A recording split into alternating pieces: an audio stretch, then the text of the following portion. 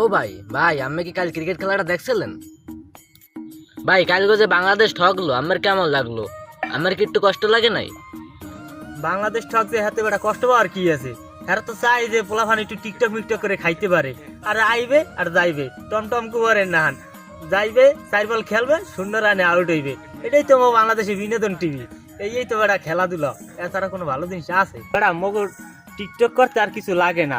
মগো ক্যাপ্টেন আছে না লর্ড শান্ত ভাই, হে থাকতে মো কোনো টেনশনই নাই।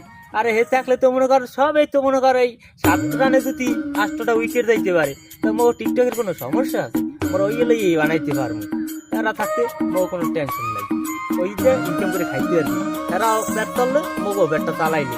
এটাই তো হইছে মো ক্রিকেট খেলা, এটা ভালো করে উপভোগ করবে না।